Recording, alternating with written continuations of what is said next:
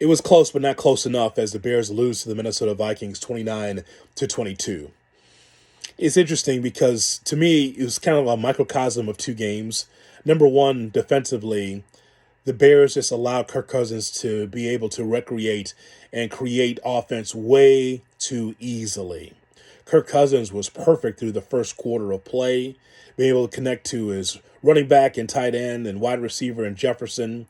He did a really good job against the Bears defense, just taking his time, throwing the ball 5-10 yards, going down the field, running the football. The Bears defense did not get enough pass rush against Kirk Cousins to make him uncomfortable all day.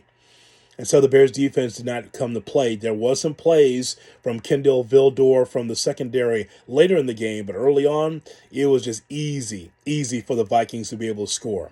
So if you saw the first half, you thought, maybe I should turn this off. It's not going to happen for the Bears, right? The Bears turned things around because what we saw was Justin Fields' best game so far this year.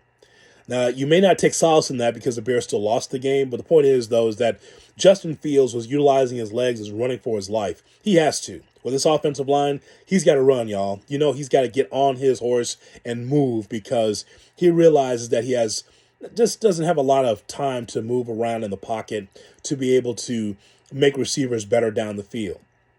That play to Darnell Mooney, seems like we're going to get that once or twice a game where he's able to connect to Mooney.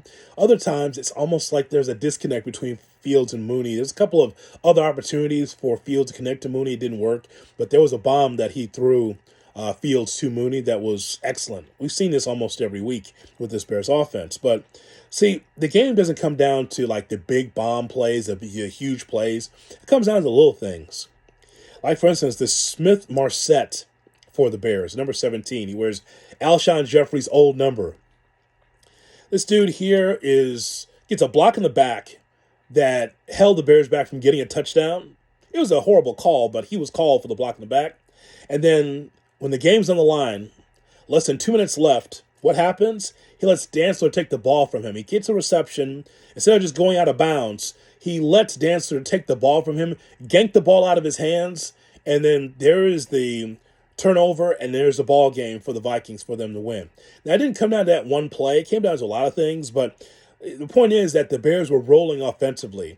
A Fields fumble, and then there was a connection there with a nice run, and then opportunity for the Bears to continue to extend the play to maybe get into the end zone because the Bears were scoring a lot in that second half, and they had somewhat of the momentum going into that game to 2 minutes left in the fourth quarter, and then Smith-Marset just gives up the football. You also have Pettis as a wide receiver. He dropped a couple of passes. How's that guy still on this football team? You see, the Bears had the lead at one point 22-21, and they just allowed a 7-minute drive by the Vikings in the fourth to lose that game. Kirk Cousins, as I mentioned, was terrific. But here's the thing, though. The reason why that the Bears lost this game is because they don't have enough difference-making talent today to be able to win that game. Imagine a number one true wide receiver.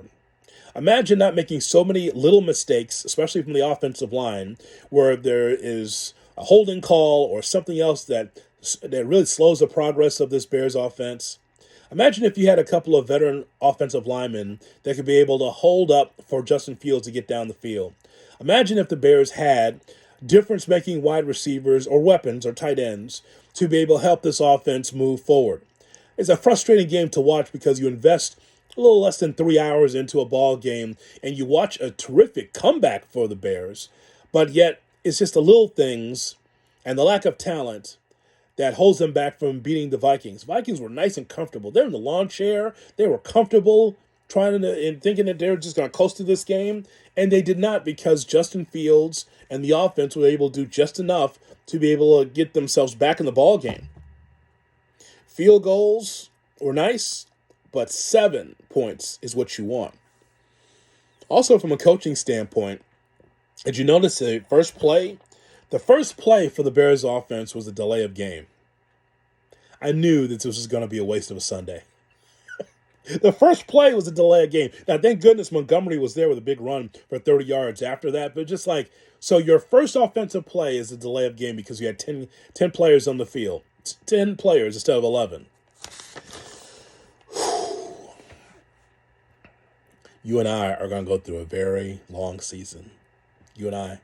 If you're a Bears fan, you know what this is. This is all about growing pains and trying to figure out what this Bears team is. But hats off to the Bears for at least trying to come back in the game and make it interesting.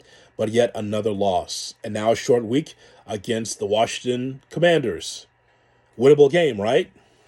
Or not? Drop your comments below. What did you think of the game against the Vikings? What went wrong?